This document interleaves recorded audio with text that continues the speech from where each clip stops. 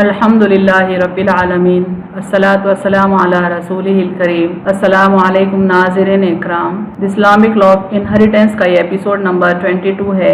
Topic ہے inheritance distribution after distribution, یعنی میراث کی تقسیم کے بعد دوسری تقسیم۔ اس کے کیا معنی ہیں، اس کی تفصیل ہم اس ویڈیو میں دیکھتے ہیں۔ If the assets of a deceased are not yet distributed, meanwhile if one of the heirs expires, then whatever the latter person was supposed to inherit shall be reserved and then passed on as his assets to his heirs۔ یعنی اگر کسی مرنے والے کی میراث ابھی تقسیم نہ ہوئی ہو، اسی اثنا میں اس کے وارثین میں سے کسی کا انتقال ہو جائے، تب اس وارث کا جتنا حق بنتا تھا میراث پر اس کو محفوظ کیا جائے اور پھر اس کے وارثین کے لیے اس میراث کو پاس آن کر دیا جائے۔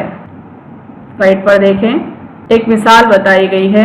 ایزیوم کرتے ہیں کہ فرین کا انتقال جنوری 2010 میں ہوا ہے اور فرین نے اپنے پیچھے 2 بیٹے چھوڑے ہیں، عمر اور نعیم۔ دیکھیں، فرین کو ہائڈ کر دیا گیا ہے۔ فرین کی میراث کے حقدار عمر اور نعیم ہوئے ہیں، لیکن میراث کی تقسیم میں کافی وقت گزر چکا۔ ایزیوم کرتے ہیں کہ جنوری 2020 میں عمر کا انتقال ہو گیا ہے اور عمر کے انتقال کے بعد فرہین کی میراث کی تقسیم کا کام شروع کیا گیا۔ تب فرہین کی جو میراث پر عمر کا حق بنتا تھا وہ حق قائم رہے گا اور فرہین کی میراث میں سے عمر کی وہ میراث جو اس نے فرہین سے حاصل کی ہے وہ اس کی بیٹی شاہین اور اس کا بیٹا ملک دونوں میں تقسیم ہوگی، اس طرح سے کہ ملک کا حق شاہین کا دگنا ہوگا۔ اس فرہین کی میراث کے حصے کے علاوہ عمر کی اپنی جائیداد ایسٹس جو اس نے خود کمائے ہوں یا اس نے کوئی دوسرے جائز ذرائع سے حاصل کیا ہو وہ بھی شاہین اور ملک میں تقسیم ہوگی، اس طرح سے کہ ملک کا حق شاہین کے حق کا دگنا ہوگا۔ یعنی کہ ان شارٹ عمر کے جو وارثین ہیں ان کو عمر کی کمائی کی جائیداد یا میراث بھی ملے گی اور فرہین کی میراث کا وہ حق بھی ملے گا جو کہ عمر کو ملنا چاہیے تھا۔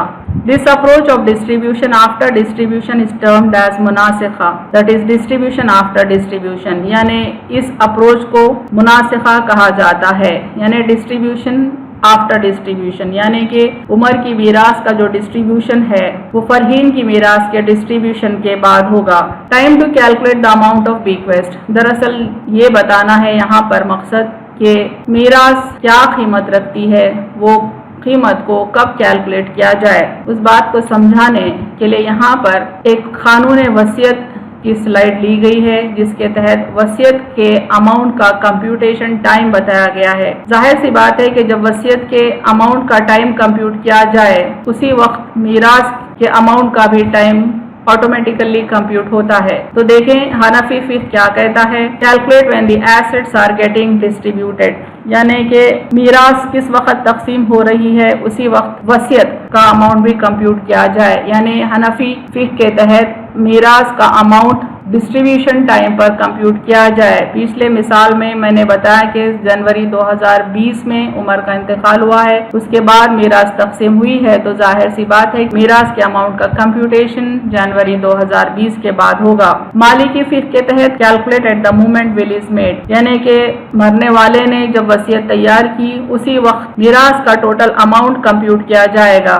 شافعی فقہ کے تحت calculate on the occasion of testator's death, یعنی میراث کے اماؤنٹ کا کمپیوٹیشن مرنے والے کے انتقال کے وقت کیا جائے گا۔ حنبلی فقہ کے تحت calculate on the occasion of testator's death, یعنی کہ میراث کے اماؤنٹ کا کمپیوٹیشن مرنے والے کے انتقال کے وقت کیا جائے گا جس کی میراث تقسیم ہو رہی ہے یا جس کی وصیت لاگو کی جا رہی ہے۔